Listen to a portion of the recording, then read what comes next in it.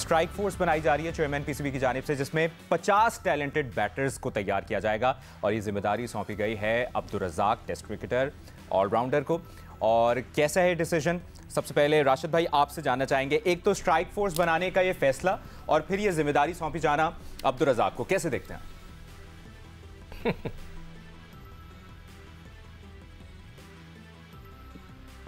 राशिद भाई आपको आवाज आ रही है? राशिद भाई म्यूट है आपका माइक। राशिद भाई हम खुद म्यूट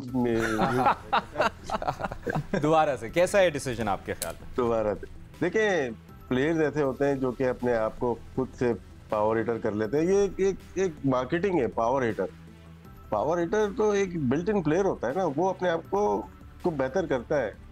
हम खेलते थे इंजमाम के साथ, या जावेद भी भाई हो गया, या शहीद अनवर हो गया, ये खेलते थे मैच के साथ साथ अपने आप को चेंज करते थे। लास्ट 10 ओवर के लिए स्पेशल प्लेयर ऊपर से नहीं आते थे, वही प्लेयर पावर हिटर होते। जैसे कामरान गुलाम ने करके दिखाया, उसको किसने पावर हिटिंग सिखाई? किसी ने नहीं। मैच को देख के सिचुएशन के मुताबिक आप हिटिंग करते हो। अगर आपके अंदर अवेयरनेस है, आपने खेली हुई है, बहुत सारी बॉल्स खेली हुई है, तो आप उसको करते हैं। हाँ, हिटिंग करते हैं आप, प्रैक्टिस में हिटिंग करते हैं, सही है। और एक साइंटिफिक वे, ये इस तरह से नहीं है कि कोई भी मैं खड़ा होकर किसी को कीपर बना दूं, नहीं, ऐसा नहीं होता। एक प्रॉपर फार्मूला होता है कि किस तरह से प्लेयर्स डेवलप किए जाते हैं।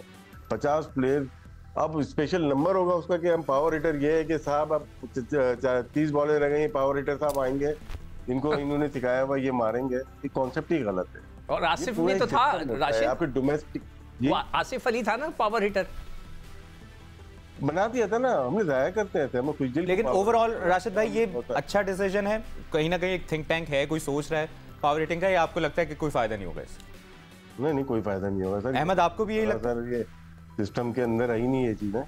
देखिए, ये वही लोग हैं जो पहले चेयरमैन नकवी साहब ने जो जिन लोगों को लेके आए थे, और उसके बाद जब वर्ल्ड कप में डिबैकल हुआ, क्रिटिसिज्म हुआ, इन लोगों को थोड़ी देर के लिए मंजर आम से गायब कर दिया गया। अब वही लोग आहिस्ता आहिस्ता दोबारा, जिस तरह वहाब भी हमें देखने को मिल रहे हैं, इस तरह रज़ाक को भी कहीं ना कहीं एडजस्ट किया जा रहा है। देखने में ये आ रहा है कि जितने भी इंटरनेशनल एक्स प्लेयर्स हैं जो टीमों पे बैठते हैं, उनको अप्रोच किया जा रहा है, चाहे वो वो 5 जो मेंटोर्स रखे हैं उनको एडजस्ट किया, उसके बाद ये सारे लोगों को एडजस्ट किया जा रहा है।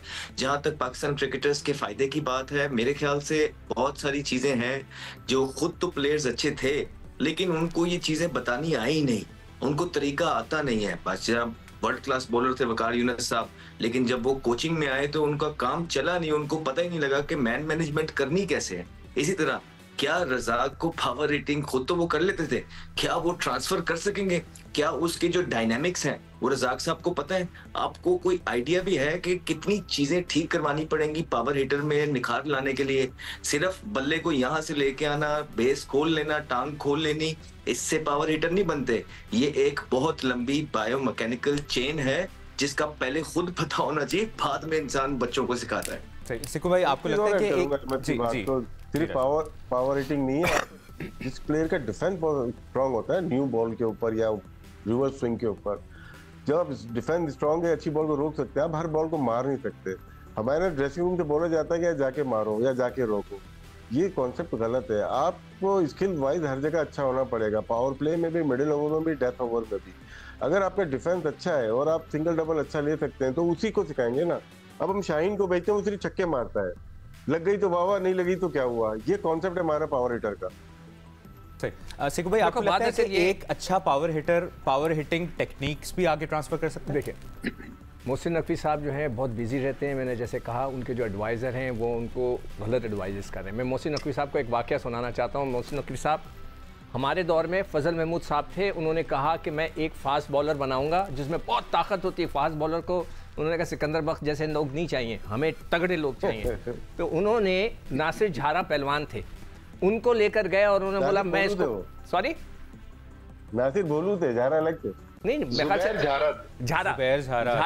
झारा को लेकर गए और झारा को लेकर उन्होंने कैंप लगाया कि मैं अब इसको फास्ट बॉलर बनाऊंगा। वो बेचारा भाग गया 1 हफ्ते में। सर ऐसे नहीं होता, you have to have a natural talent. Pakistan में एक ने नया पाकिस्तान बनाया और ऑस्ट्रेलिया का सिस्टम लाया, क्रिकेट को तबाह और बर्बाद कर दिया। हाँ, आप आउट ऑफ द वे जाके चीज़ों को नहीं कर सकते। किसी दुनिया में आप बता दीजिए कि कोई स्ट्राइक फोर्स बनती है, कोई भी नहीं होती।